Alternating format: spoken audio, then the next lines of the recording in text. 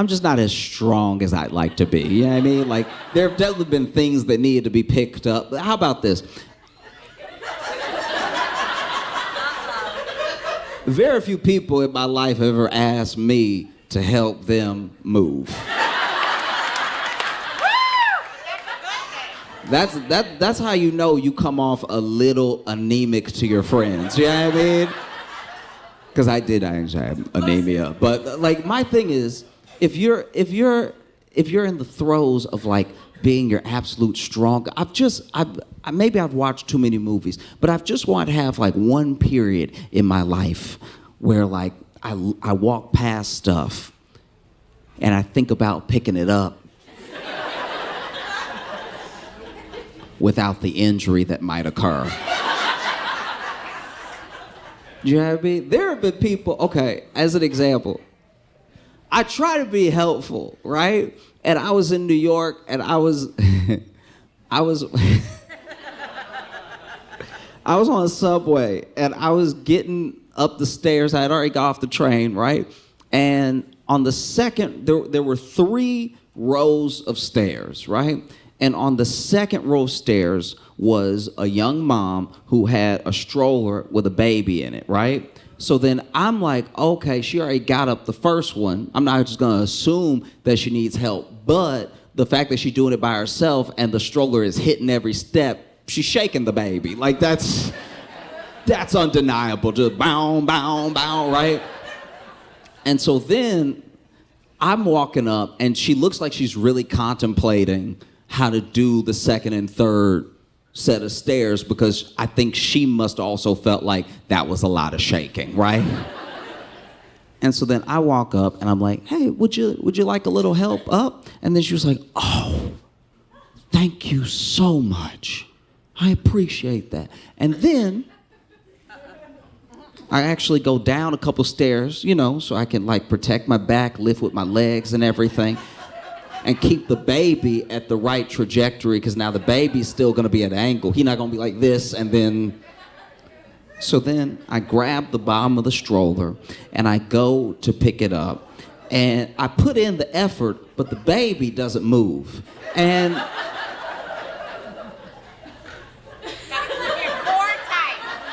I cannot tell if the stroller is made of titanium or if this baby is secretly 12. Like, because this is what's so embarrassing about what's happening right now, is that I have 2 people, one of which doesn't have object permanence yet, but 2 people who know exactly what's going on.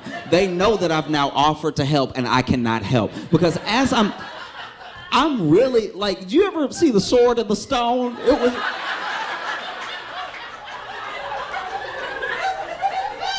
Because my hams and my quads are wiggling. And so I've got the wiggle going. So I know I'm putting in the effort, right? And I even readjusted and put my foot on a different step. Because I was like, that's a bad step. I don't like that step. That's what it is. That step was too low.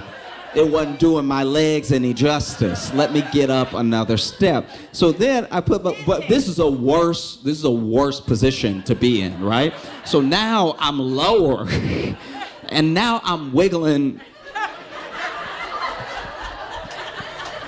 But the thing, okay, so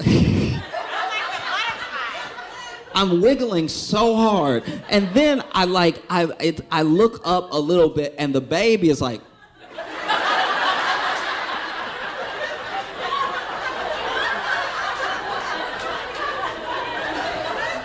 And I never thought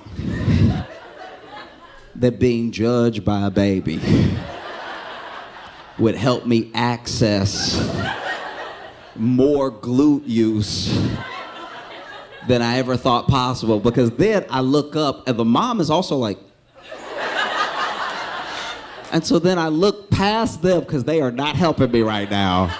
And I finally lift it up a little bit. And I get maybe knee height, right? Which this is not comfortable to go upstairs with weight, okay? But I start pushing, and I get up one step, and get up another step. And I cannot believe that this mom did this by herself, because I'm like, this is with help.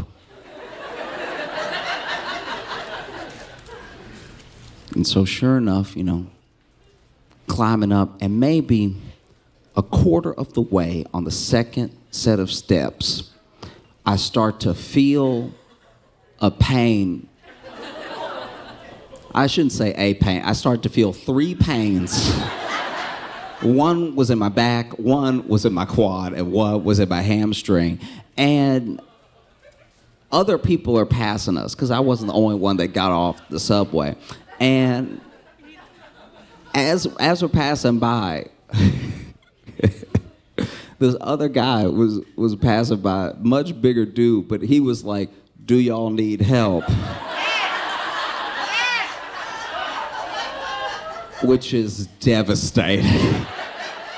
You ever been a good Samaritan and needed a good Samaritan? It was terrible. So then I'm turning to him to be like, I'm about to answer, and then the mom is like, "Yes."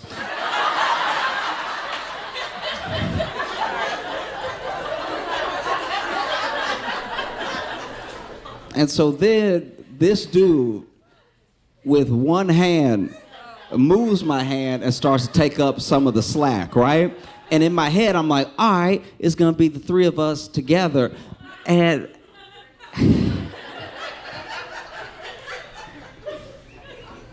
okay, all right. So this dude moves this hand with this hand, moves it out of the way, and so now I'm just pinching both my hands on this other part, but he really is keeping it level in a way that's devastating. And then he was like, it brightens my day to help out a young, beautiful couple like y'all.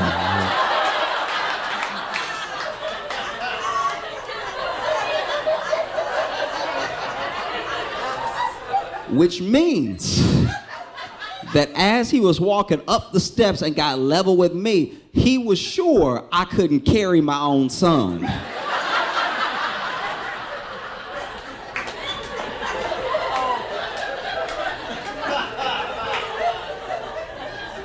And so I'm holding this one, and he's holding this one with one hand, right? Other hand in his pocket. He chilling.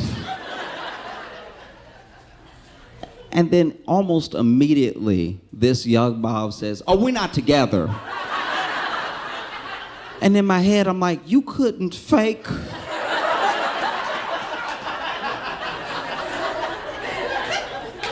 You couldn't save me the embarrassment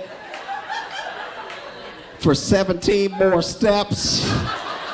We don't know this man. I don't know you. We're not together. And so then he goes, "Ooh, oh, okay. Well, we all try to make things work the best way possible." Now he thinks I am an absent father that isn't able to carry my own son.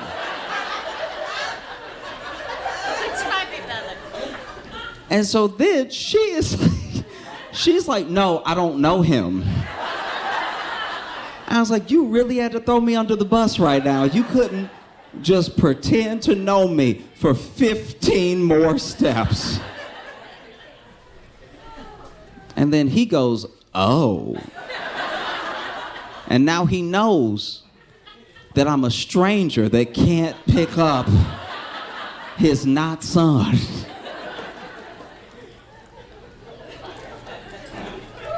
And I try to help people and everything, but this is too embarrassing.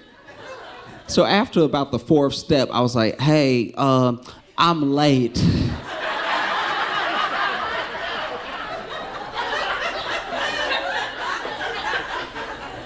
"Do you think you could?" And then he was like, "Oh yeah." And then he, both hands, and I walked up the stairs by myself and then ran. When I got to the top, I did not want to be seen again. That was terrible. How are you gonna, we not together? No, I don't know him. How are you?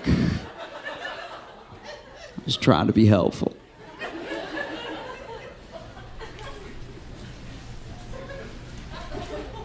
But I was hurt, like my pride was hurt. And so then I went home and got online and Googled the weight of that stroller, because I was like,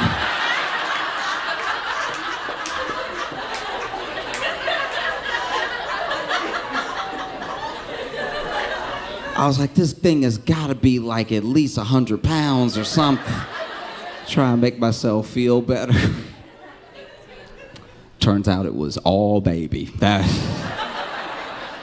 stroller is 8 pounds. I'm surprised it was holding the kid up.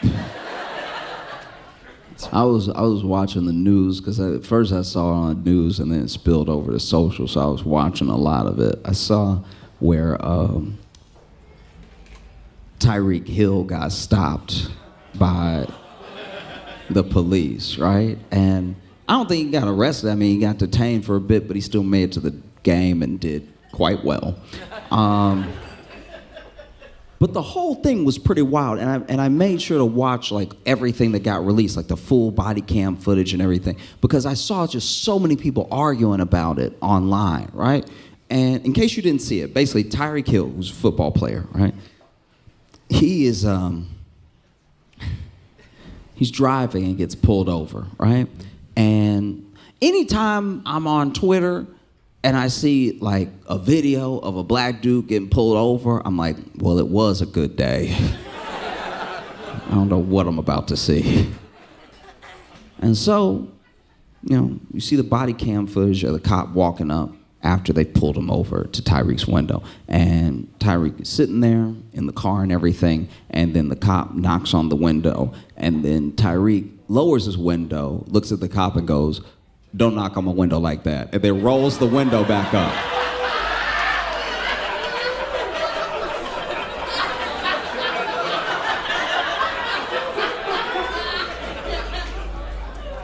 And as an African American audience member, I was like, uh-oh.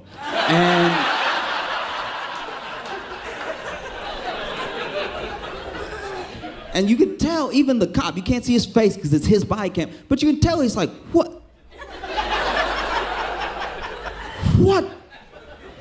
What just happened? So then he knocks on the window again, and he's like, yo, keep the window down. And he's like, don't knock on my window like that, right? Don't knock on my window like that. And they just go back and forth. He's like, keep the window down, don't knock on my window like that. Keep the window down, don't knock on my window like that. Now, to be fair, by now the window is just down. Like he's just, it's kind of like one of those things where you arguing with somebody, but they are doing the thing you asked them to do, but you still mad, so then you're like, and keep doing it. You just don't know what to say next. You're like, and stay doing it. And so then, he hands him his license and registration, and then he rolls the window back up. And like, look. Look.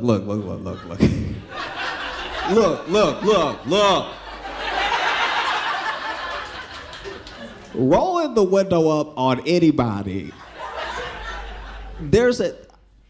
I've never seen a respectful rolling of the window up, right? Like when I've been out and I've been in situations and I roll the window up, it's very clear what I mean, right? I remember one time I was with my friend Mike in Chicago, and he was giving me a ride home from a show, and there was this one dude that was in the street, middle of the street. And, we had a pretty clear, we were in Chicago, and so we're going down like that Argyle area and everything, and we have a pretty clear street because it's so late at night, right? And it's, it's like maybe 2:30 in the morning because I had a late show and I stayed to talk with people and stuff like that. And Mike is giving me this ride back, and we've got the windows down and everything. But then we're at a red light, and we see a red light away this guy who's been in the street, and we could tell from the distance is just running in the street, no shirt on, everything. And then Mike just goes, let me roll up my window because this nigga is making me nervous. Rolling up the window is not both like a power move. Sometimes it's also a move of like, I really don't want to look at you right now. And so the cop knocks on the window again. He's like, hey, keep the window down. And then Tyreek is like, yo, just give me my ticket so I can go, right? And as an African American audience member, I was like, oh.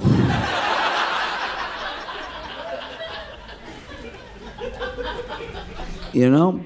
And so then cop tells him one more time, he's like, yo, keep the window down before I take you out of the car. Matter of fact, get out of the car, right? So he just immediately decides like, no, open this door. Open the door before I break the window. Open the door, right? And so then Tyreek is like, okay, damn, all right.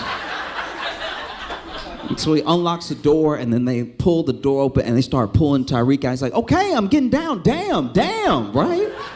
And now they're pushing him down and everything. And he's like, hey, careful. I just had surgery on my knee. And they're telling him. And then the guy, you know, the same cop as before, is like, oh, that's convenient. You didn't have surgery on your knee in the car when you couldn't keep the window up. And I was like, that's not how knees work.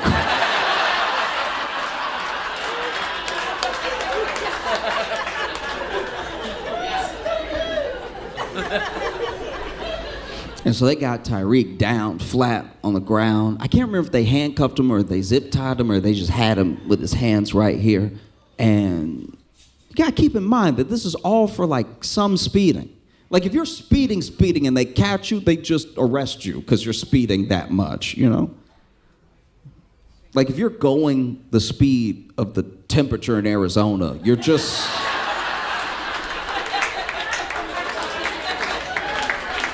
you're just going to jail. But all of this happens, speeding a little bit, right? And then, you know, he's on the ground, hands down, everything. He's trying to call someone to let them know that he's gonna be late, which is courteous.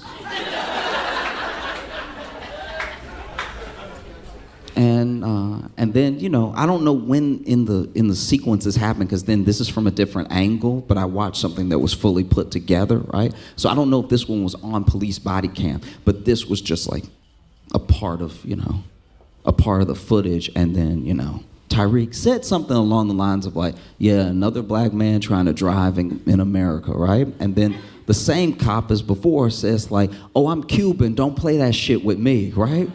Which... isn't quite, like I see where he was trying to get, but no, the 2 points kind of miss each other, right? And then, you know, there was another player who had stopped his car and got out just to see what was happening because he saw Tyreek's car, Tyreek on the ground and everything. And so then he's trying to call somebody, and Tyreek is telling him like, yo, call whoever. I don't know if it's like the GM or I don't know who he wants him to call, but he keeps saying the same name. So then that guy goes, okay. But then the cop sees that guy and goes, yo, you can't stop there. Get back in your car. You can't stop there. Get back in your car right now. He's like, okay, I'm getting back in my car. I was just trying to see what's happening. Don't worry about what's happening. Get back in your car right now. Drive off, right? And he's like, okay, and even as he's moving towards his car, the cop was like, you know what? You too. And then takes him. And it did get to the point where I was like, are they going to arrest the city? Because I'm not going to lie. When you drive by, you get curious. You're like, who? You know, maybe you're in your car and you drive by a little slow. You're like, is that Tyreek Hill? And the cop's like, you can get some too. Like, you know? But it just got me to thinking, like, what, all of this, and our expectation, the fact that we expected it to be worse than it was, you know? Because I want to be clear about something. Tyreek Hill was, if you watch the tape, he was being an asshole because he thought he could get away with it, right? He thought he had enough money. He thought he had enough, like, access or proximity to maybe how his white friends move, you know? That he thought he could be an asshole and get away with it. And I want to be clear, the cops in that situation were also being assholes because they thought they could get away with it. But only one of those two parties was at work.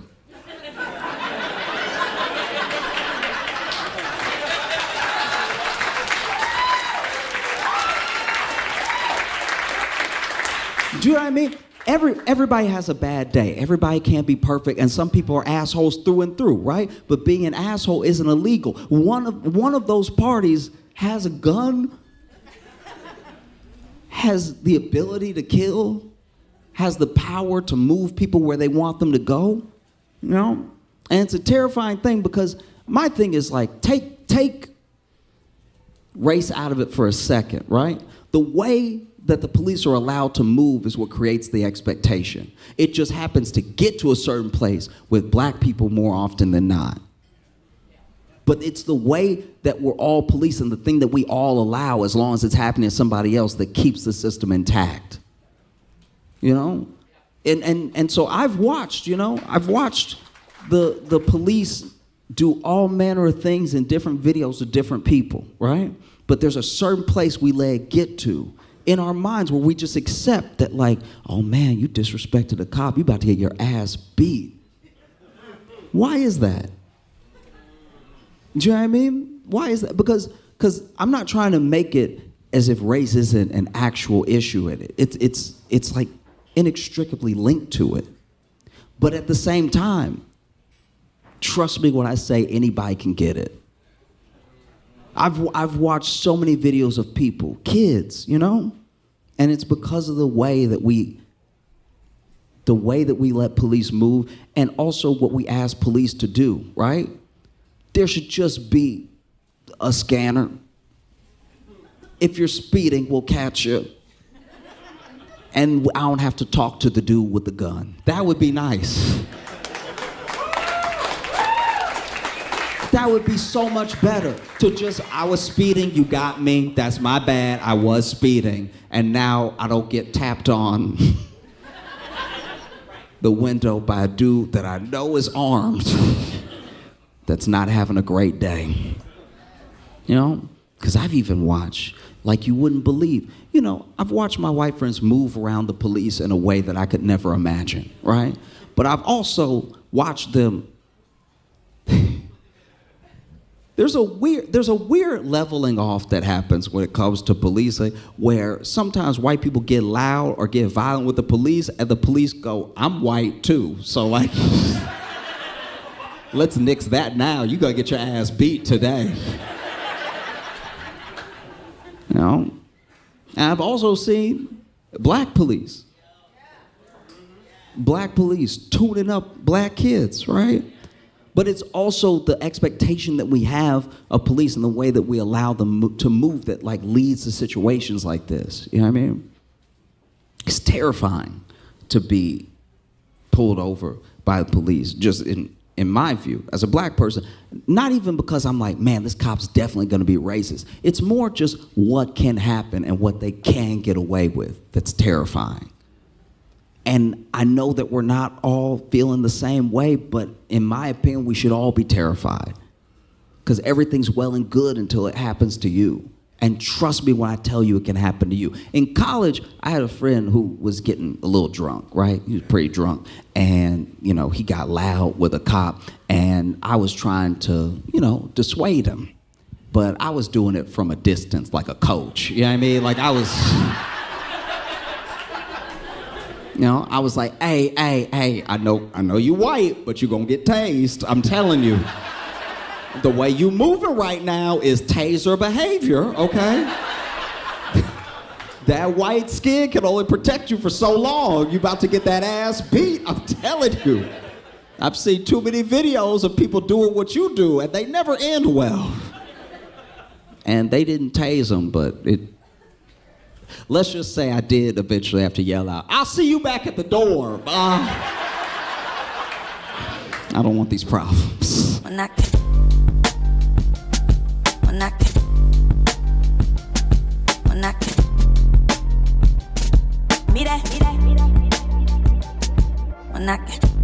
Ladies and gentlemen, please welcome to the stage, Josh Johnson!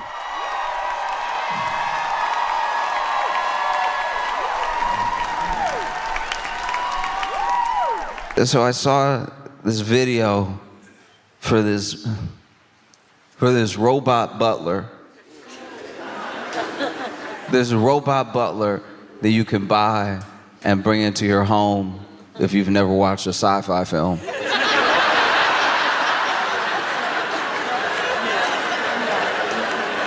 you know what I mean? Like, if you just avoided all of them, if it's just not your genre, but you're like, ooh, a whole robot. Yeah, let's get him in here. Give him access to all the knives. No, you can. You can do it now. You can order one. It's thousands of dollars. It's very expensive. You could get a robot in your home, do a bunch of like small tasks, chores, things you don't feel like doing. And it's just, it's a whole, it's a whole robot with like legs, arms, hands. They did everything. I don't know if they did toes, but it walks, and it just, the thing that freaks me out about this thing is that in the development along the way, I'm not saying every single company that develops every robot does the same thing, but you've seen the videos. Some of these videos have gone viral because every time they get closer to building a robot that has like perfect balance or is either stronger or more adept at a task, every time they do something like that, it goes viral. We see it. They cover it on like the morning news and stuff. And I just know that to get robots to this point where this robot is at now, that they don't just fall over, it took a long time. You used to see these robots where they, tip. That's not fast enough. You're not going to get your stuff in a timely manner. You need them taking whole steps, and they take whole steps, but they didn't have good foot placement, so then they tip into the middle, they'd fall. And so then we started making ones where the whole purpose is that they can't fall, and the way we tested if they could fall or not was we did kick them. We did almost exclusively kick them. And not little taps either, not like a little hook, here's a little trip for it. You would see people in the video walk up to the robot like, pow! And the only reason you didn't feel worse for the robot is it didn't have a face.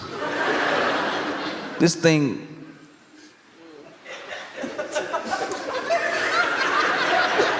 it looked very sad, and there was one, look, maybe I'm in my head about this. I swear when I was watching, because you know that dog they made? They made like a dog first that couldn't fall. And I was like, so you just go kick a dog. I know it's a robot dog, but like still, you kick this dog and the dog got better and better at not falling, better and better at catching itself and everything, to the point where it got to where it would not fall. It couldn't fall, right? But beyond not being able to fall, they still, they got to run tests, and the tests were as sophisticated as bow, right? But there was this one time this dude ran up, kicked the robot dog, and the robot dog stumbled. And it's a millisecond. It's so short that I had to watch this video 3,000 times to make sure I actually saw what I saw. But like, and then for a split second, you saw it think about going like, but it didn't do it. It didn't do it. And I was like, yeah, but you've been kicking it for a year and a half. You kicked its brother, you kicked its stepdad, like you kicked. And so now you take all that kicking history and you go ahead and put that into a robot in the home that can regular walk. I don't know how tall they are, but you get a robot in your home that's taller than you a fool, okay?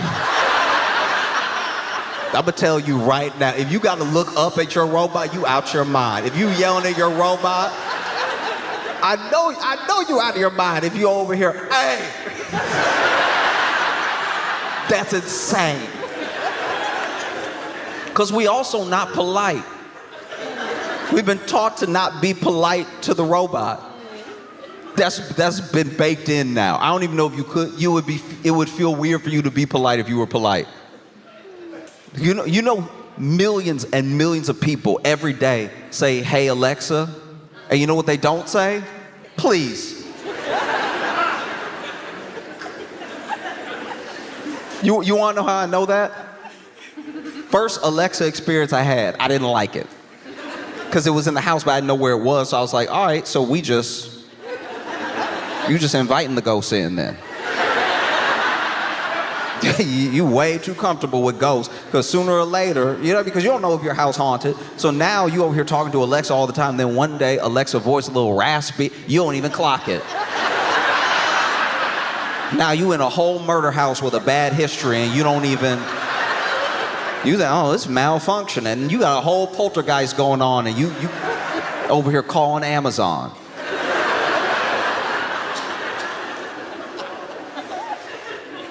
And so then, I go over to my friend's house, and my friend's like, oh, hey, we got this new thing. If you want to play some music, just say, hey, Alexa, play whatever. And I was like, hey, I just didn't want to do it. And he was like, no, go ahead, give it a try. I was like, all right. Hey, Alexa, play Kendrick, please. And he was like, why'd you say please like that? I was like, I don't know. It's weird. Like, this is weird. This doesn't feel weird to you? And he's like, no, it's not weird. It's Future. I was like, all right, Future's uncomfortable. You know what I mean? I just don't think that's good practice for our interactions person to person. That every day you make demands of something without any courtesy, without any politeness, and then we wonder why people are like rude. You know what I mean?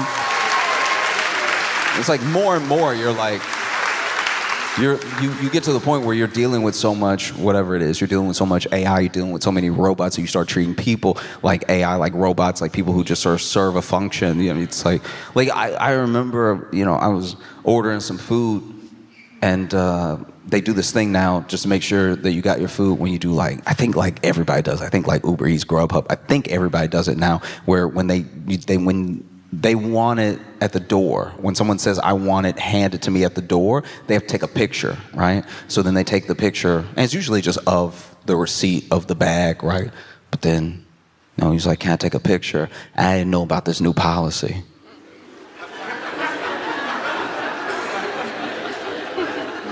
I didn't know. And I'm not like, I want y'all to know, I don't think I'm like world famous or something, but he asked me if he wanted to can I take a picture? And I was like, oh yeah, sure. And so then I got next to him.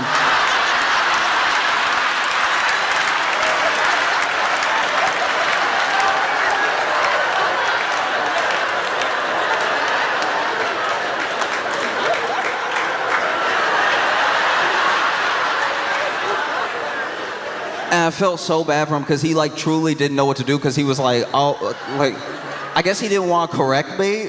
I guess he didn't want to be like, no, please stand away from me. I'm just gonna take a picture of you. Because it also does sound a little weird to be like, hey, I'm gonna take a picture of you, be still. That is a little uncomfortable. But then I had already walked out the door, and I'm side to side with him, waiting for him to lift the phone.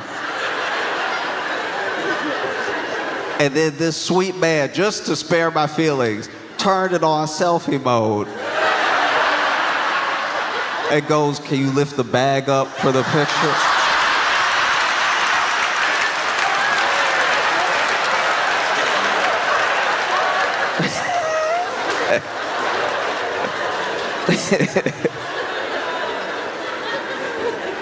I felt yeah.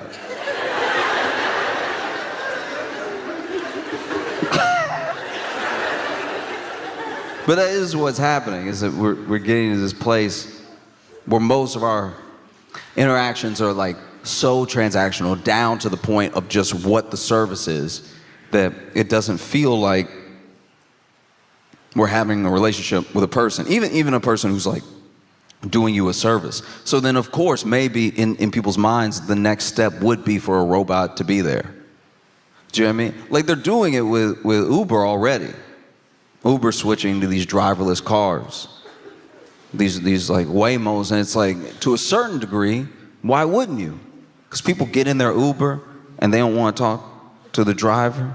Maybe the driver doesn't want to talk to them either. And it's just, okay. It's almost a similar experience. You know? It's just the butler thing is so much more off-putting. Because it is, okay, it's too, I don't know, like why'd they have to give it a regular body? That's uncomfortable. Do you know what I mean? Like it doesn't even have like if it had looked like a Power Ranger, then maybe, because like that's still a little too much like regular body, but just it having a regular body is just it is uncomfortable. And it comes in 3 colors. Comes in 3 colors. It comes in like tan, silver, and black. And like a deep black, like an onyx. It comes very black. That's not uncomfortable for anybody? That you can now buy a black? That feels awkward. Imagine you buy one of these Neo things, you buy one of these robots. And let's say it's doing all the tasks. Let's say it's really good. And then you invite one of your black friends over. And it's over here setting the table, not speaking.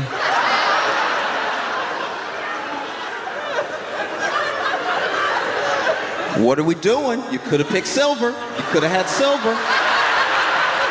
Silver was an option the entire time.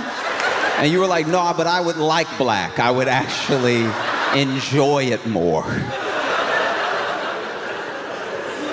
Didn't make white. Didn't even make like a fuchsia.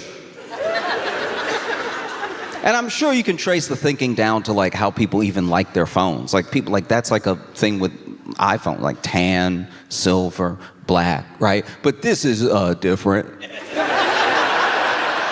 This feels very different. This feel like when you see it, especially, especially you over here giving orders, not saying please, just. It's a bad look. And they do all this testing. You know what I mean? They do all this. I love product promotion for tech, because then the people who made the tech usually want to do the product promotion.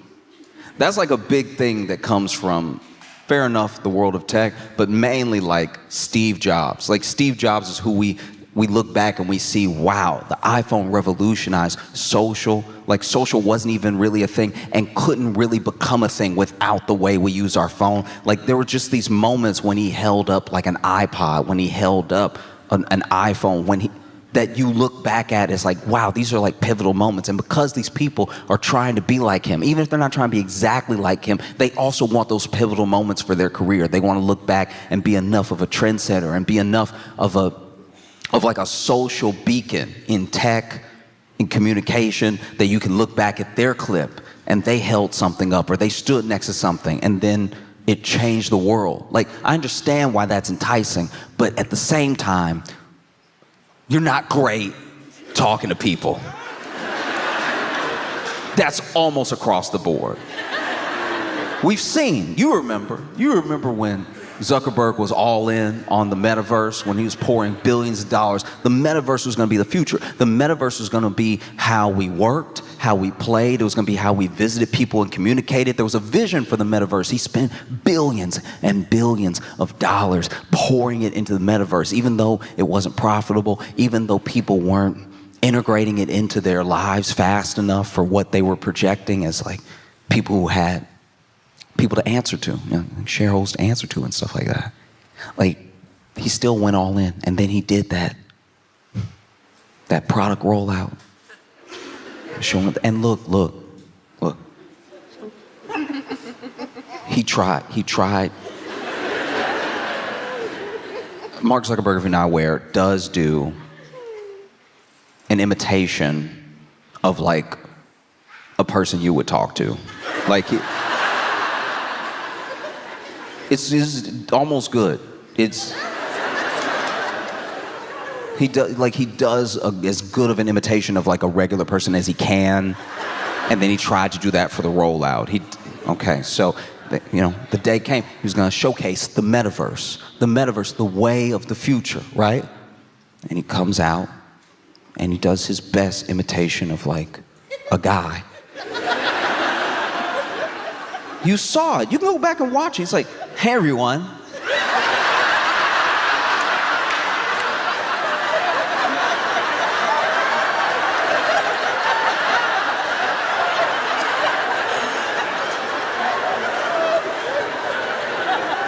It's nice to be here today with you. I want to introduce you to the metaverse, and what better way than meeting the version of you that would be in the metaverse? Come on out, Mark. And then the metaverse like avatar of Mark Zuckerberg walks up and does a way better imitation of a guy.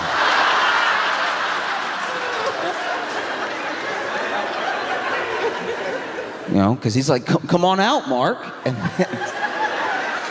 And then a Zuckerberg dressed exactly like him does walk up and go, how's it going? It's like, why don't you say hello to everyone? And you saw Meta Mark be like,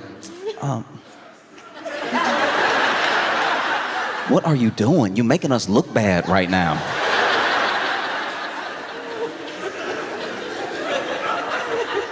Because these things are supposed to be the future, and you look at how we've been working our way up to this point. Because we're not talking about like a Roomba. You know, a Roomba. That felt like what future robots should be. Do you know what I mean? Just like doing the function. It's small. It gets into the little space. Every once in a while, it like runs into the wall hard enough that you gotta just redirect it. Do you know what I mean? Like you feel like, okay, if your Roomba ever really like tried to square up. Do you know what I mean? Like if your Roomba was ever really feeling froggy one day and got some attitude with you could be like, okay, all right.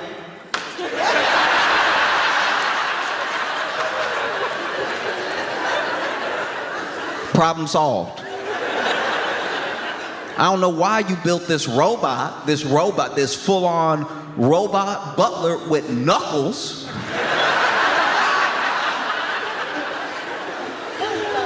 Full of knuckles. Knuckles and like, okay. It's not like,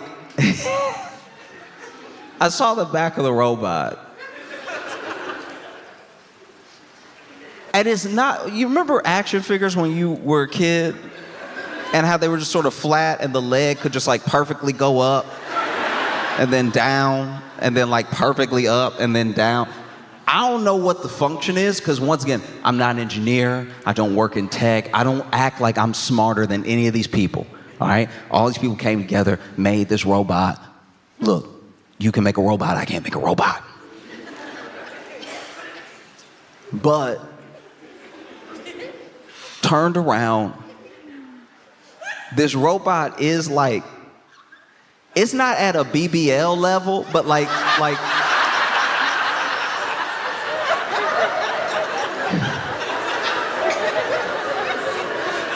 this robot is like fully caked up. Like it has cheeks. It has cheeks that are like visible, but like that's just the robot. You know what I mean? Like it's not like it has cheeks and it's like wearing clothes. Like it's just the robot, which means y'all made the cheeks. Somebody made cheeks.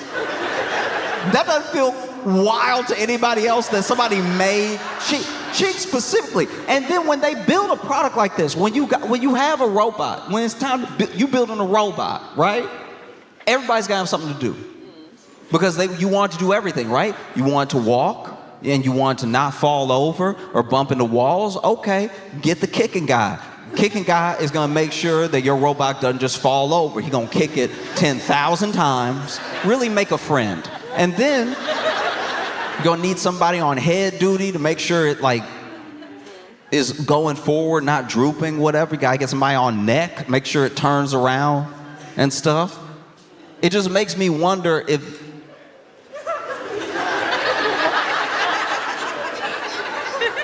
this robot make me wonder if there was just somebody that they didn't trust with the math.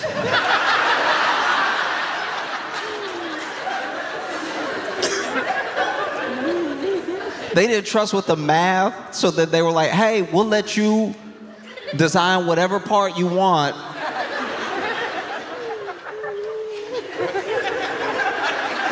And he got all excited, and he came in on Monday. And he's like, I got perfect right here. And I guess nobody wanted to hurt his feelings. They over there in the boardroom talking about, I guess it's padding technically if it ever does fall, like in a disaster. And so then they set this prototype out with like a real butt. Rest of it does not look real at all, by the way.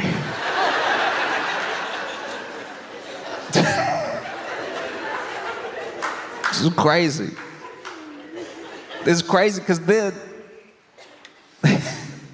they have the person, whenever they do any product rollout, they do like a Q&A, or they do a test in front of an audience, or if it's like a pre-tape thing, they'll have somebody there asking questions that obviously the public would ask. And and so this person's asking questions like, how strong is it? And it's like, oh, it's very strong. It has all of this like power per square inch, however they measure it, right? And they gave it like, I don't know, it was a chestnut or a walnut or something like that, but they were like, can you go ahead and break this? Because, you know, once again, if you ever watched a sci-fi movie, that should be dust immediately. That should be, the robot should be able to be like, you know? And so they, you know, went ahead and gave the robot this nut to break, and the robot was like,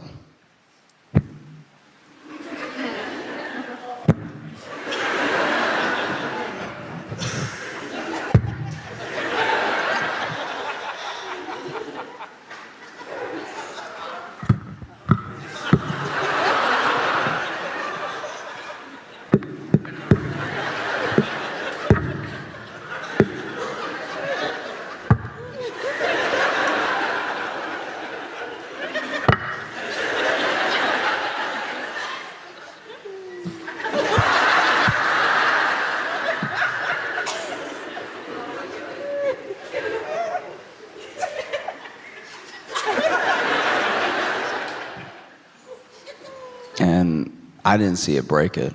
I was like, all right, that actually puts me at a little bit of ease. Like, genuinely, it does. It's like, okay, you know, I thought for it to have fingers, it has palms, it has fingers, knuckles. It's nice to know that if the robot try to punch you, it's gonna be like,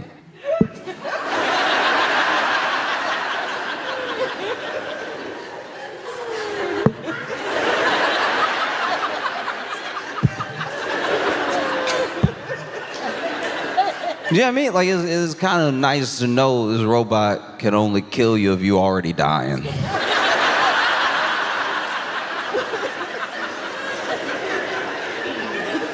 Do you know what I mean? Like, it could squeeze a pillow just enough.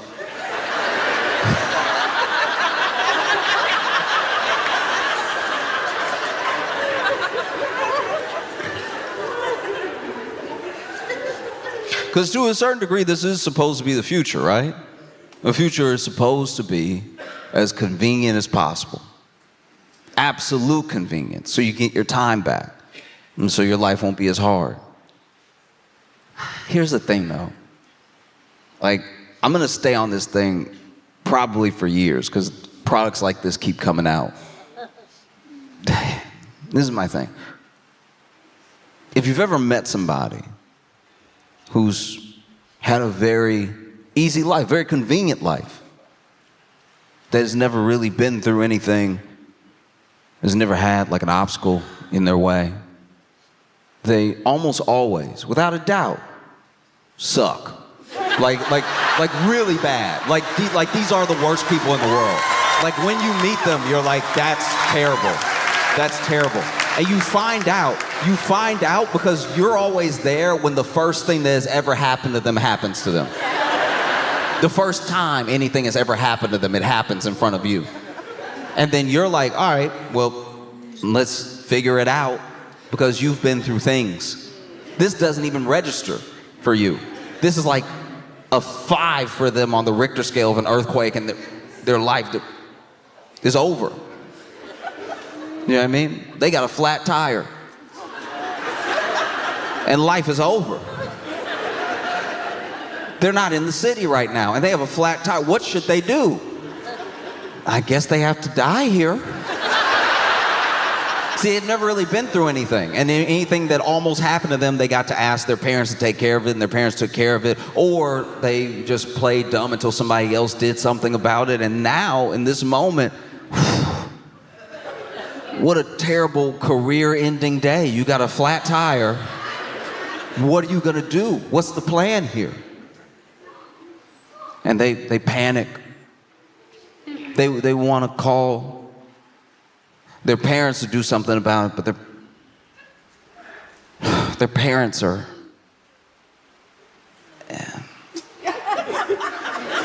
Yeah, I mean, their parents are...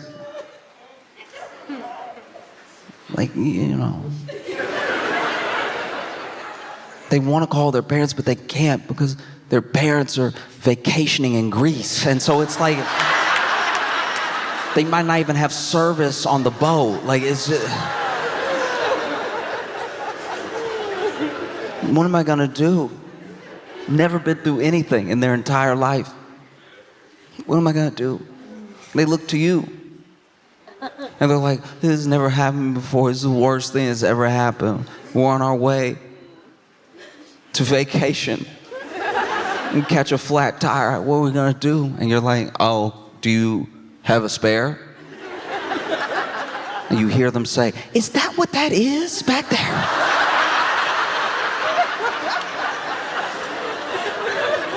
I knew it came with the car, but I expected it to just turn on one day or something. This has been back there not being a wheel this entire time.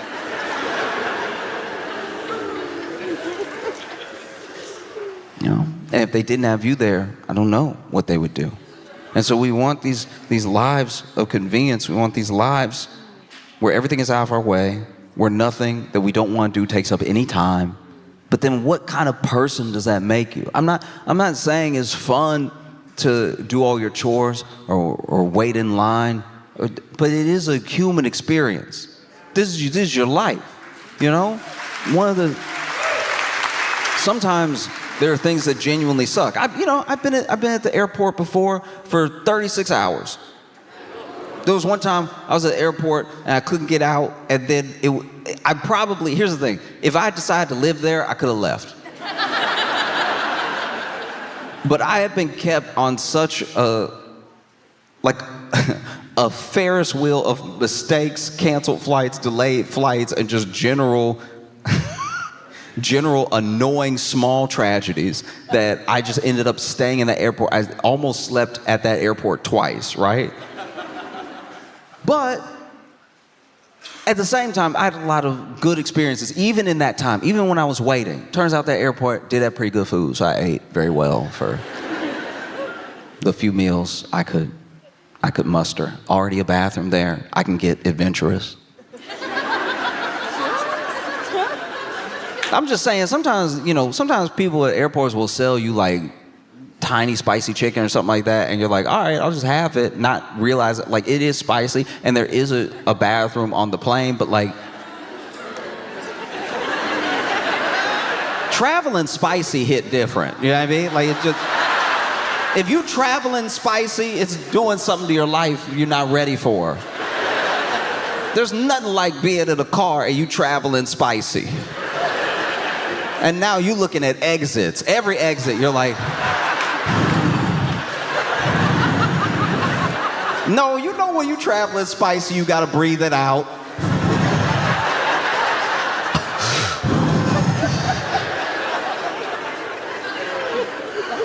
No, traveling spicy is very dangerous. And I was able to do it. But that's the thing, is it, when things are happening that are inconvenient or even terrible, and they're happening, they're part of your life. You can either just hate your life, or you could be like, this is my life for a little while. Anyone who always wants, this is gonna sound harsh, but just hear me out. Because I have friends who every single inconvenience, they just want to be over already. And I'm like, okay, but if you tried to speed run every single thing that ever happened that was not convenient, do you know how little life you would have? Your life would be over so quickly. Your life would be over if you were like, oh, I just want to get out of this conversation. I just want to get out of this. I just want to get out of this line. I just want to get out of this airport. I just want to. And you're missing your entire life. Oh, I just want to get out of this conversation. What if they about to say something dope? You know what I mean? What if they're about to say something very cool? What if they're about to say, wow, you're such a good listener. Almost nobody listens to my stories. You want to chill at my vacation house? What if that was just about to happen? And now you can cut the thing short just because they were going on and on about whales.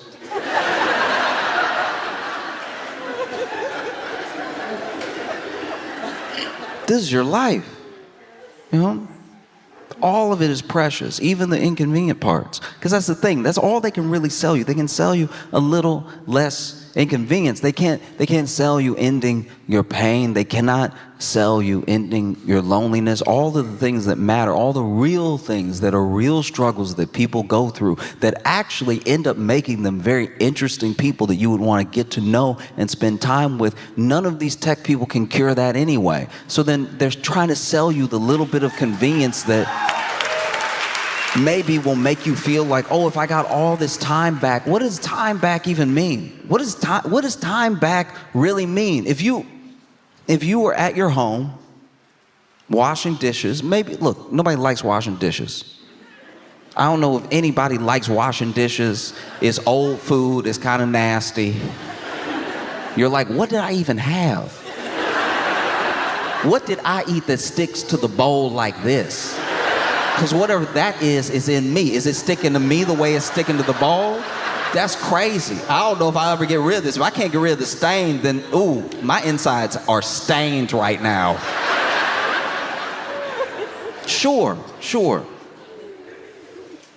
But I think it is such an important practice to appreciate all of these moments in your life. So often, we're trying to be distracted from the thing that if we focused on, we might enjoy. Because I'm not saying all of a sudden you'll love washing the dishes, but I think while you're washing the dishes and while you're sitting there thinking, maybe thinking about your day, maybe thinking about nothing, maybe thinking about the dishes, you could come potentially to an appreciation of the fact that you have a home. You have a home where you can cook your meals. You have dishes. You have dishes that you can use to serve your family, food that you worked for, that maybe something good can come of it, Because this robot, I don't know.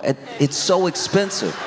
It's so crazy expensive. Like it's so much money. Why don't you just hire a person? You could hire a person. If you have robot money and you've never seen any sci-fi, still hire a person. You could watch movies with your butler. You could make that one of the jobs.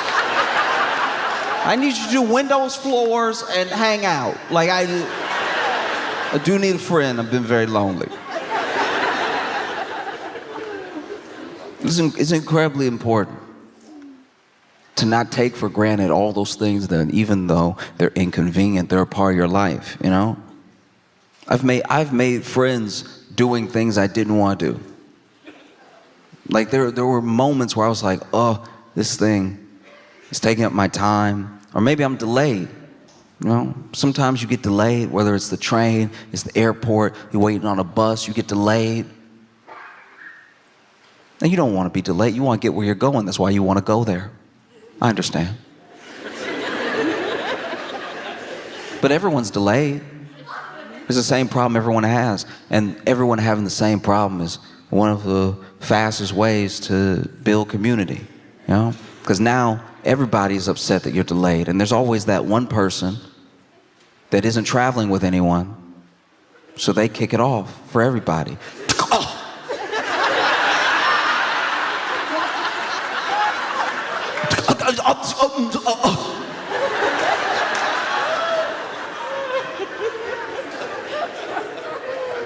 I'm sure they seem upset. They seem upset. But I think they're having this outburst because they don't have anybody to turn to be like, can you believe? So then they turn to you. Can you believe? They turned to me and they were like, can you believe? And I was like, no, I do believe. Like, I don't think they would do it as a prank.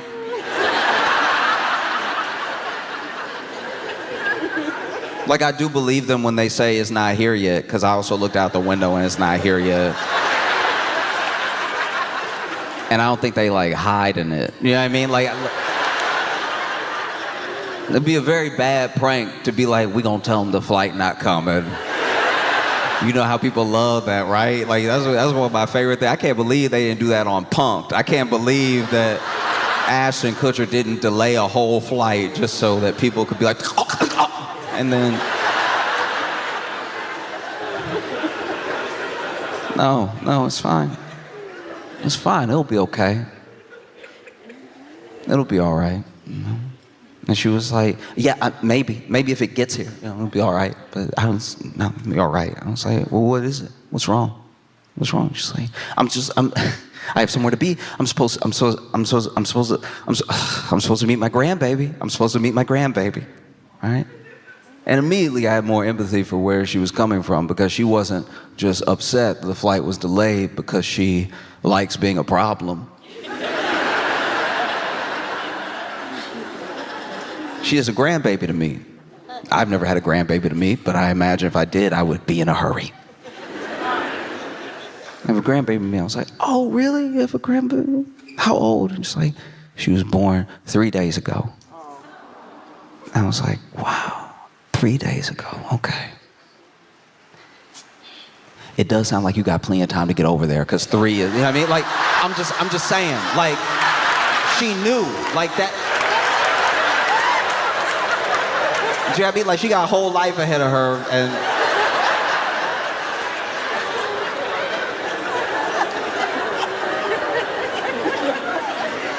I think it'll be fine, you know? I was like, do you have any pictures? And she was like, oh, do I have pictures? And then she showed me pictures of her brand new grandbaby, and it was incredibly sweet.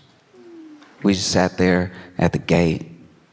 I didn't even mention to her that I had been at this airport for 32 hours.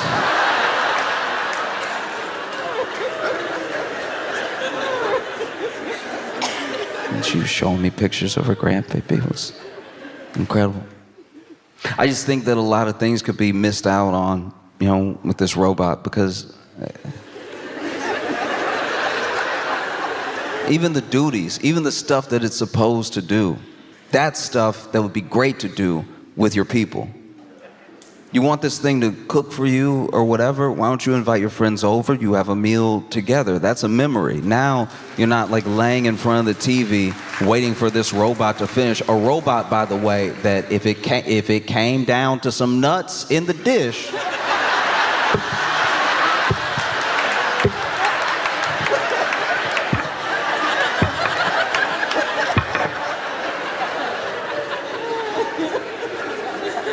because even in the product rollout, they had this, I guess they had this journalist ask the questions we would ask. And so one of the questions was, well, how do I know, you know, you say this robot can lift whatever, like 150 pounds over its head. How do I know that is not gonna kill me in my sleep.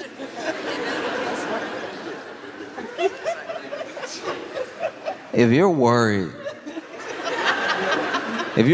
that your black robot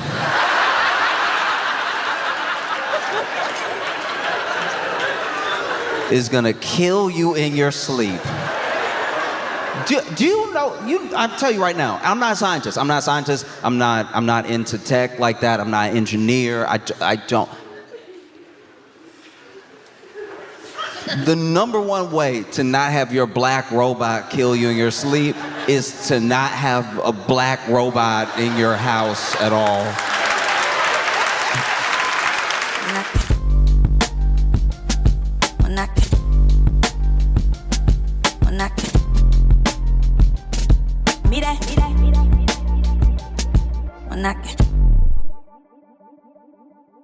Little Rock, Arkansas, please make some noise for Josh Johnson!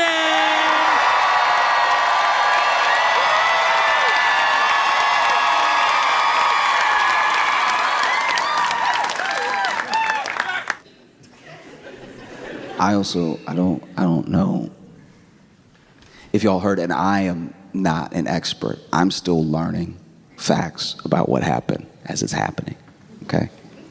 But this whole like Signal group chat thing is one of the,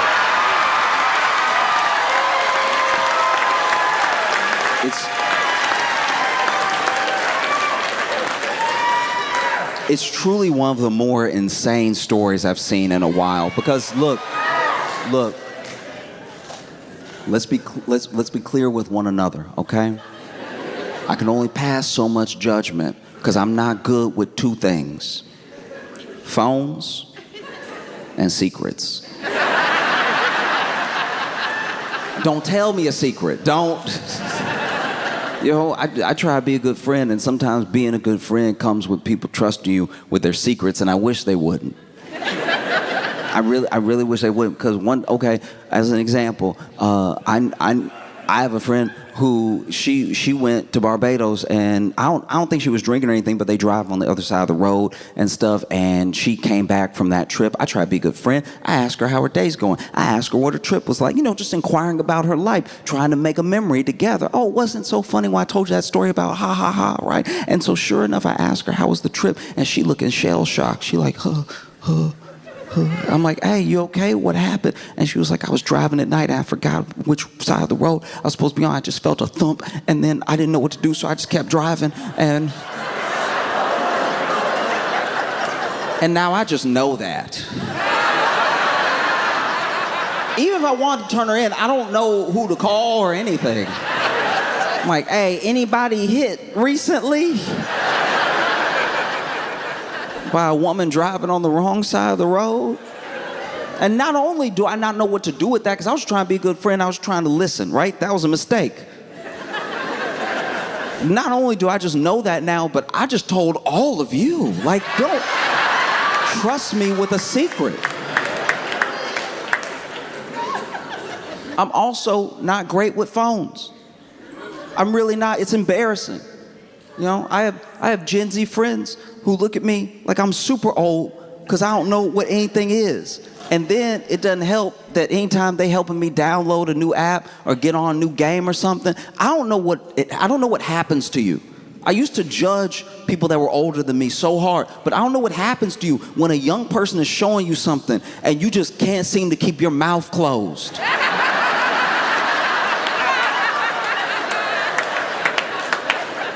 They showing me how to do it, and I'm like, uh-huh.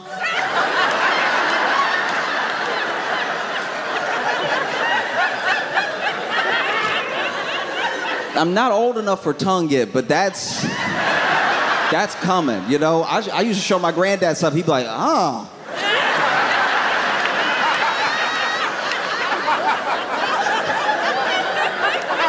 Ain't no way.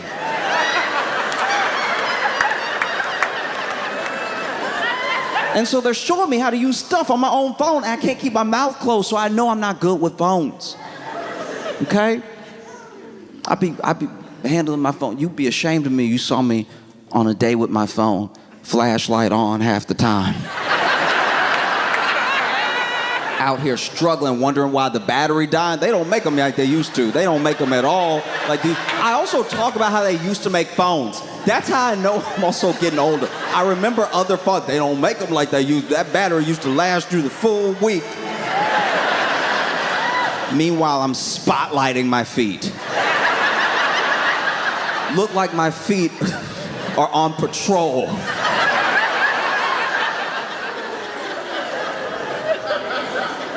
No, it's insane. And so they're showing me stuff with the phone.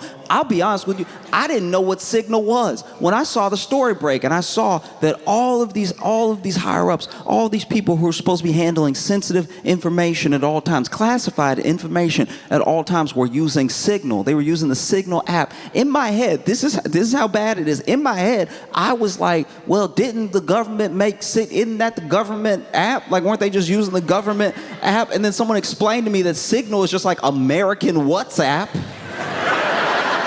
And I was like, oh, that is bad. That is bad.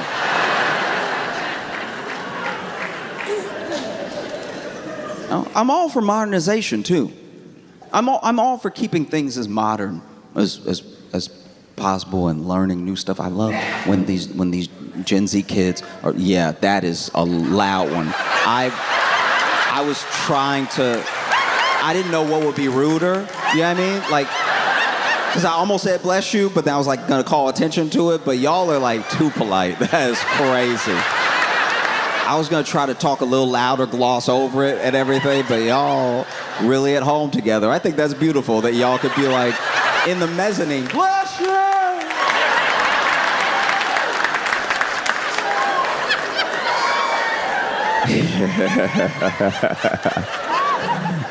Yeah. No, I genuinely, when they're showing me stuff, I really appreciate it. I enjoy learning new things and everything. Sometimes I'm intimidated by how much I don't know about a program, but baby steps, you learn stuff.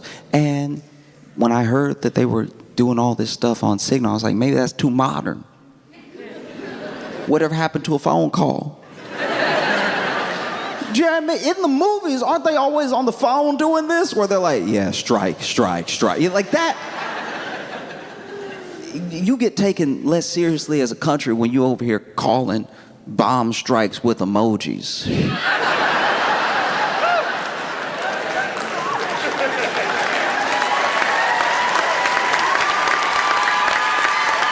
you know what I mean?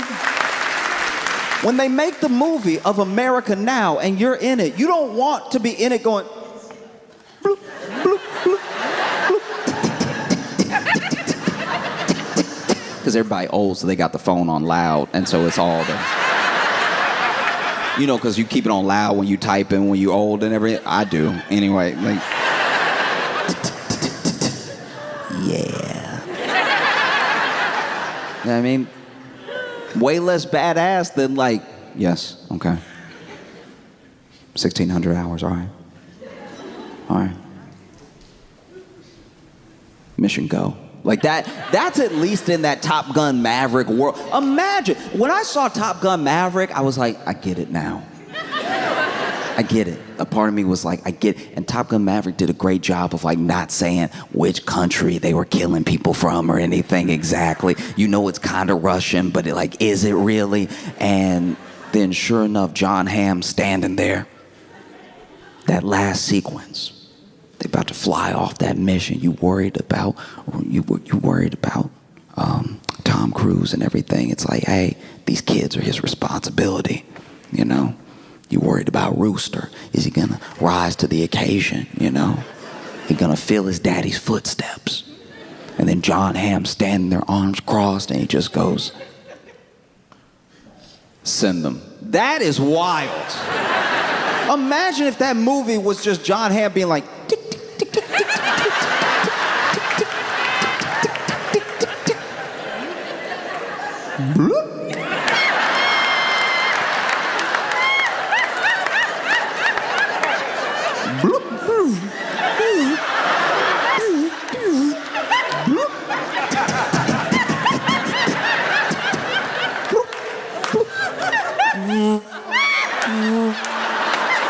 I'm sorry, I'm getting a call real quick.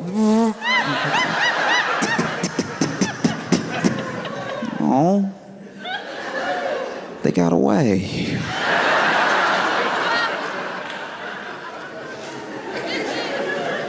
And so there's all the talk around it as well.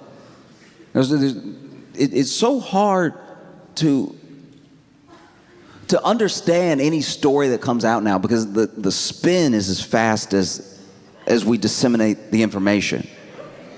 You know? So as soon as we were even hearing about this, there were people that were like, actually, they leaked that on purpose. They added this journalist to the group chat on purpose so that they could look like such a cohesive administration, and then he would leak it, and then they'd be like, yeah, we all friends.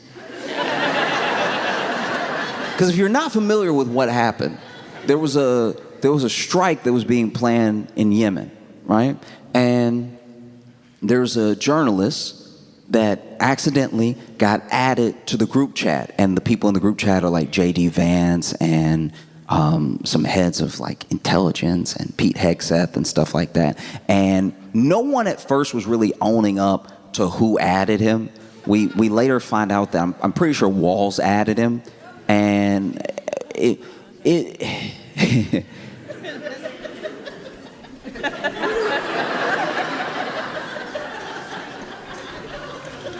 this journalist didn't even think that it was real. It was so dumb. When it happened,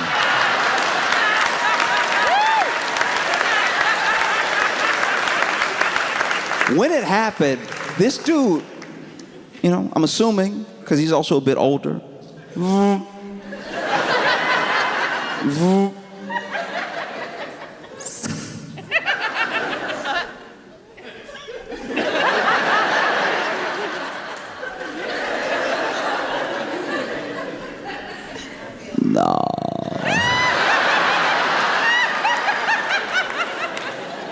And he said he didn't know it was real until they actually bombed Yemen.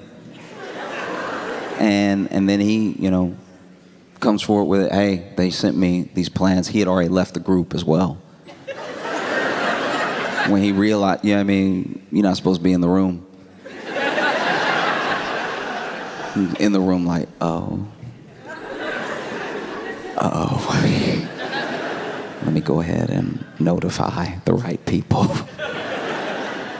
Because I've been added to a group chat before that wasn't supposed to be, and it happens, you know? You just type in these random numbers, add people to the chat. One time, I was chilling on a Saturday. Because I'm also. Open it up, and it's just like 6 numbers and just one text. So they clearly just started it. And it says, you coming?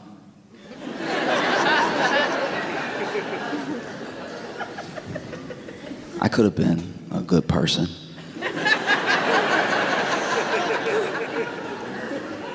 I could have let them know, hey, everybody, wrong person in here. I don't recognize any of these numbers. I don't think y'all know me, but have a blessed day. But I didn't do that. That day, evil did win. And so, you know, you coming, we're waiting on you, right? And so I was like, trying to make up my mind. And then they text back in all caps, what? With an exclamation point and a question mark and an exclamation point. What? And I was like, yeah, I'm not sure about it. I don't know if I feel like it today.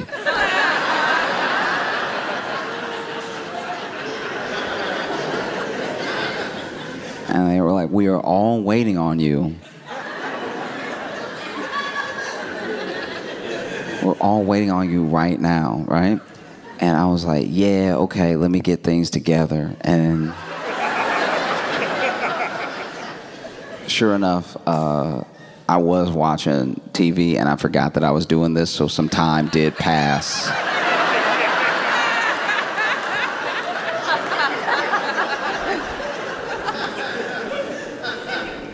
And finally I got another text. I was like, hello, all caps, question mark, question mark, question mark. So they mad.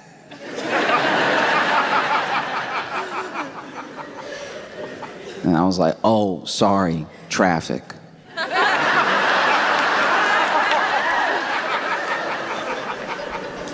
And they text back, traffic with a question mark. I'm like, yeah, it's crazy out here.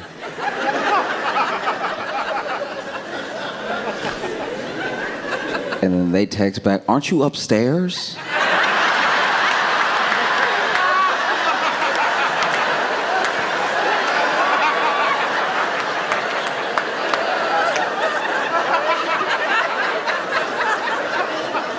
And admittedly, that was too big of a swing to take, you know? So I was like, oh, yeah, you know, I meant traffic, like, in my mind. Like, there's too much going on right now. And they were like, come down here now, right?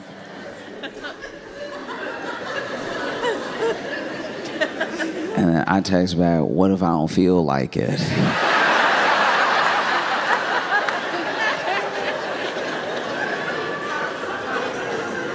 And then they text me, we've been waiting on you, only you, this entire time, and the wedding is in an hour and a half.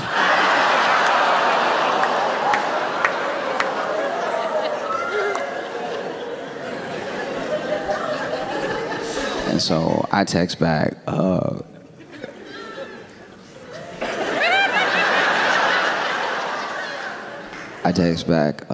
don't love him, right?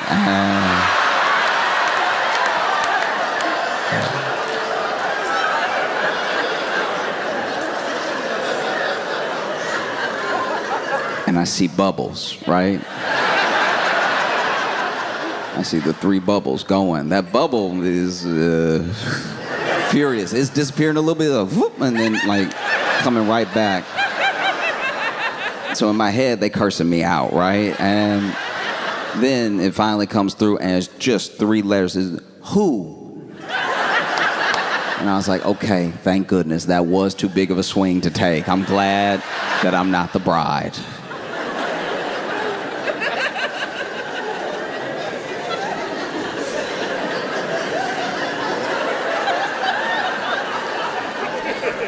And I still don't know who I am in the group. And so now I'm like, hey, because now I'm curious. Now I'm more curious than I am worried about being caught. And genuinely, I was like, why didn't they just, like, if we in the same house, why didn't they just yell? Like, why didn't they? Do you have, like, most families would just be like, come on down. Why are you texting? So then I text, don't even respond to the who. I just text, how big is our house?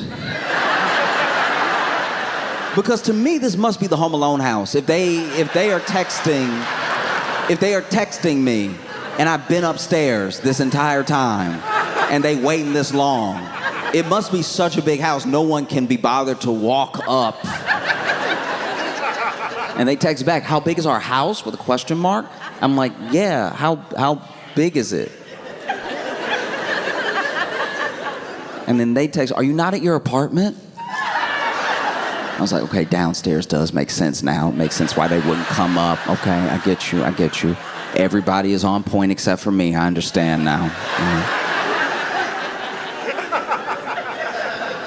And so then I text back, look, yeah, I've thought about it. I've thought it over. And I just don't feel like coming, right? Quickly text back, it is your sister's wedding and you will support her.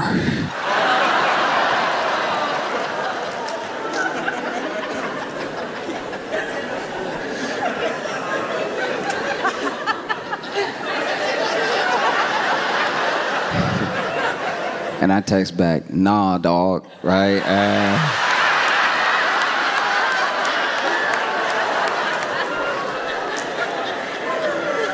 And I knew I messed up because they tried to call me, right?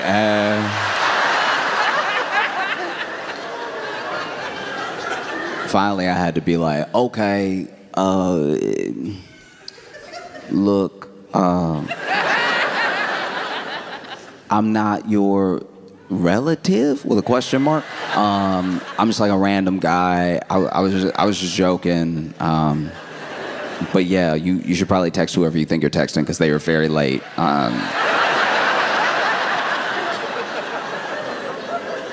And I just see bubbles, gone, bubbles, gone, bubble, gone. And I know I'm getting cussed out. Like it's bubbles, gone. And then finally the message comes through and it says, I don't have time to deal with you today.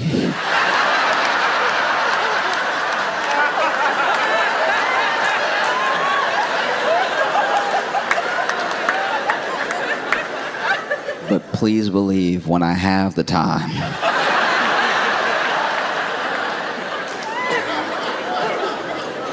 I will be addressing you thoroughly.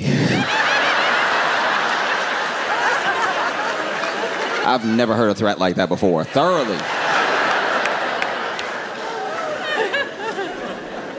And so I text back,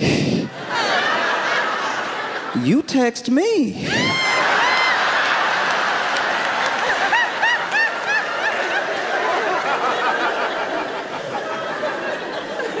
So, when it comes to the Signal chat, I'm just glad it didn't happen to me. Because I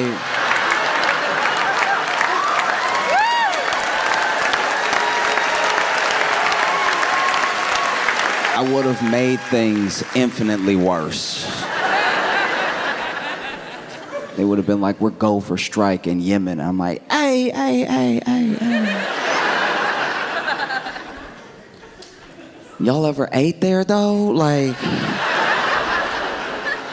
some good spots. Why don't we just let the plane take a day off? Like, chill. They'd be like, who is this? And I'd be like, y'all text me, all right? Asking me who this is. That's like one of the top 5 Southern pet peeves is like calling the wrong number, and you called the wrong number, and then you're like, who is this? And they're like, you called me. Explain yourself. Who are you?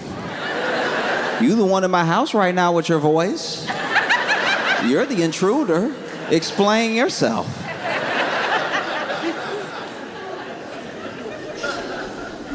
And so, there's this whole thing. We still don't even know the half of it of what's been going on with Signal, because we also don't know how long they've been using Signal. We don't know why they weren't using more secure methods. And then through, I'm pretty sure, a German publication, they find that some of the top brass in the government are being so unserious with their data that they were able to deliver messages just from personal emails, old emails, and I don't know, man, this is pretty bad.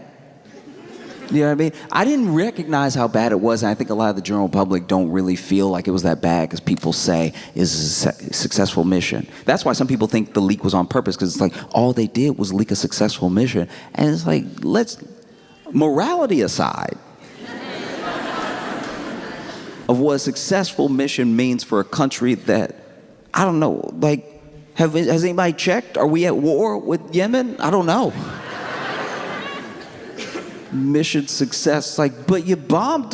Why? You didn't even explain why. I feel like no one's even asking why. They're just like, man, do you see that they text the wrong number? And so you have these people appearing before Congress getting grilled by Democrats, which just doesn't really mean much, if we're being honest. It's like, getting grilled by Democrats is like getting grilled by a step-parent. It's like, you're not my real...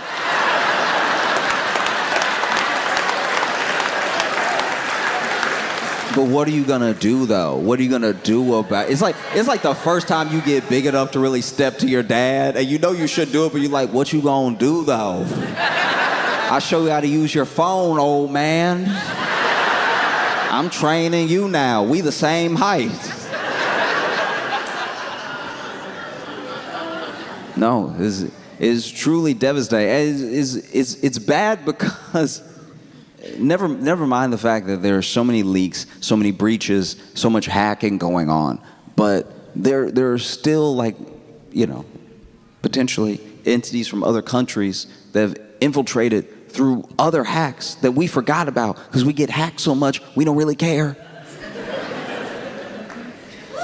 I knew a dude when I was growing up that had his house robbed so much he moved and didn't tell anybody but left some of the stuff so they would only rob that place. Bit by bit consistently. And it feels like that's what we do with our data. We're like, they're gonna get it. Let's just parcel it out. And so you see these officials appear before Congress, and people all of a sudden are getting a very abstract interpretation of what war plans are. Because they're being asked point blank by journalists, like, were those war plans? And they were like,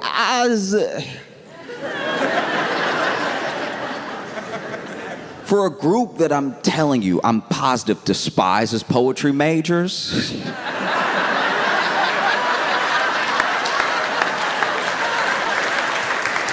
I know for a fact you hate liberal arts, but when they asked you to your face that they were war plans, it's like, what is truly?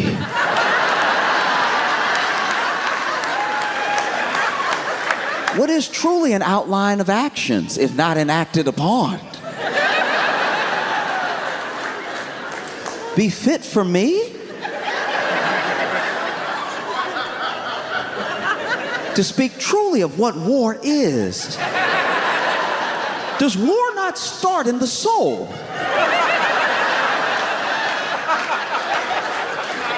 War as a concept is all around us. Love is war. Pain is war. Life is truly war. Yeah, but the text message where they said the date and the time and where the pilot was gonna be are those war plans. What does it mean to have a plan, As Mike Tyson once said, everyone has a plan until they get punched in the face.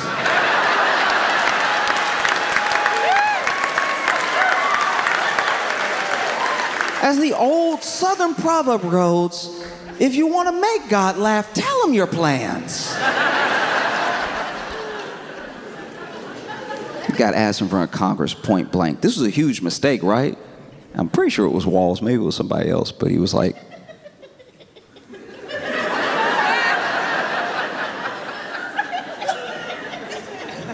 no. All right, bro. Okay, do you? Oh. Because I wish I knew enough about how intelligence works, and I wish that I knew enough about how strikes work to explain fully how bad this is.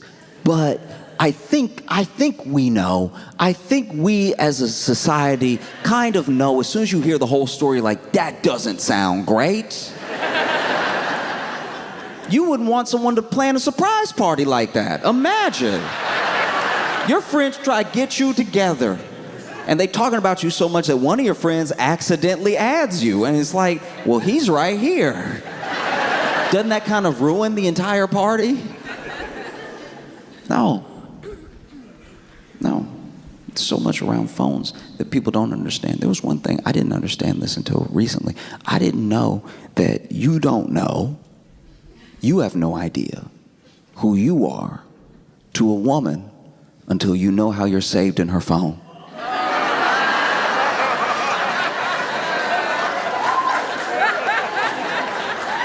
Guys, every man in here, we are not ready for the names, for the shorthand. You know how when you save a name, it goes first, last, company? They using that line too. We are not ready to find out how we are saved in the phone.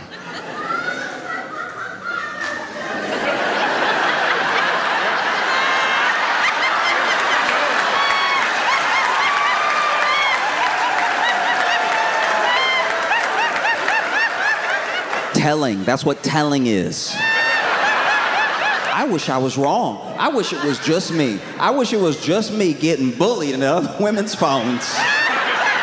These are my friends. These are people I've known for years, and then they saved me some type of way and just never changed it. Years ago, this is why I first had a hunch. Years ago, I was with a friend, and we were hanging out. This has to be like 12, maybe even 15 years ago. We were hanging out, and she lost her phone. So she was like, can you call it for me?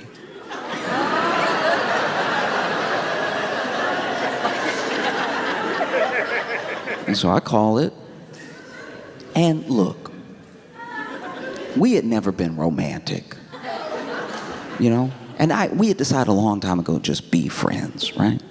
You know, and calling. I'm hearing a little.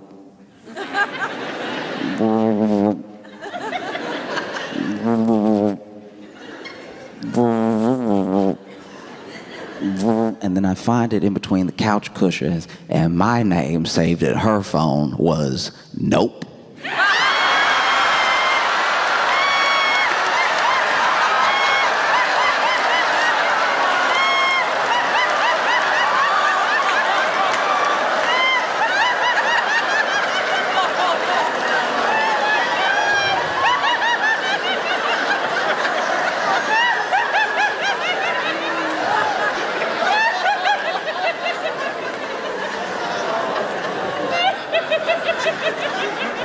Guys, we're not ready.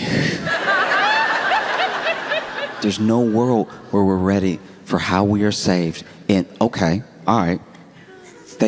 Some of them are so accurate as well that it's like you'll never recover. Okay, I had a friend who, she was hooking up with this guy, and I guess it was a running joke between her and her friends. This is insane. To me, this is insane. It's not my joke. This was what I saw. This is what I saw because I was being nosy, because I was like, I can't be the only one. I needed to not be the only one, because Nope lasted. That stayed with me, okay? So I was like, let me see what other people are saying, right? And they say this one guy in her phone, and it just said, Little Hitler.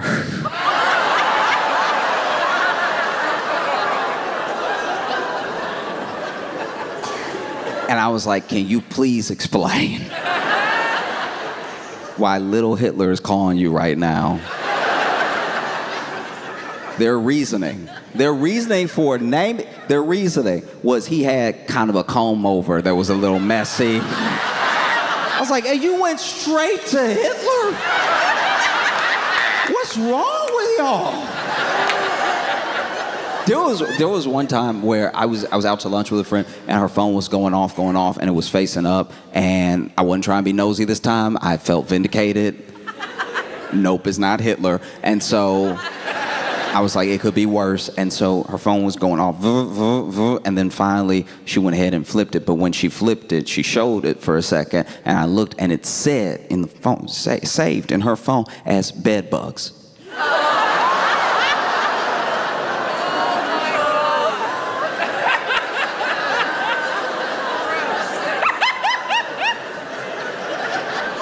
And so I was like,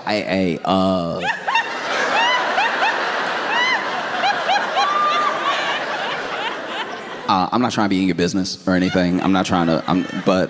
I saw when you flipped it over, because you had flipped it, because I wasn't looking until you flipped it until it was like this, and I was like, what's that over there? And so I didn't see until you flipped it that you had him say do you know who is bed bugs? And she was like, just this guy. I was like, does he have bed bugs? And no. He doesn't have bed bugs at his place. She called him bed bugs because she slept with him one time and can't get rid of him.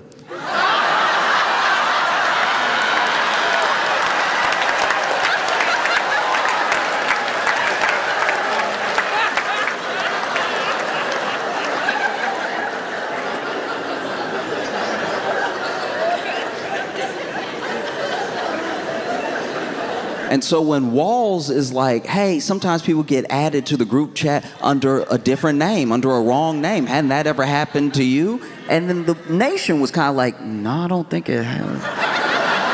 Not like that, not exactly, unless you have them saved different. You know what I mean? Unless you have this journalist saved as like war buddy. I don't know why you would accidentally add him to the chat. It's one of the first major screw-ups of the administration where they themselves are actually like, uh-oh. oh no. Look, we didn't add him by accident, because I don't know if you saw this, but we didn't add him by accident, okay? He hacked in. Yeah, this dude hacked in. They ran with it for a day and then it dies. Because when you look at the journalist, I'm not trying to make fun of him, but he doesn't look like he really hacking like that. Like that. I know he got glasses, but not everybody with glasses hacks, all right? Jeez.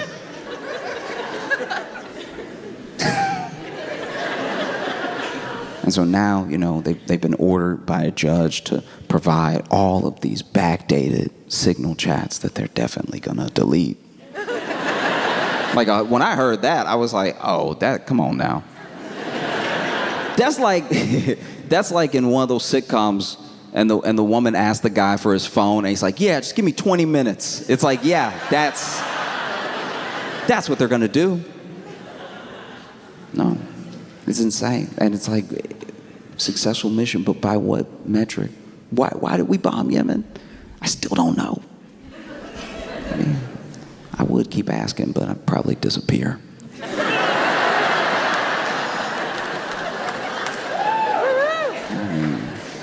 Curiosity killed me. And then when they were asked, like, okay, but you're definitely switching things up now, right? Like, you've learned from this mistake, and you're gonna move on, and you're not gonna use Signal anymore. And they, under, I think, oath, went, nah, dawg, nah. Pretty bad.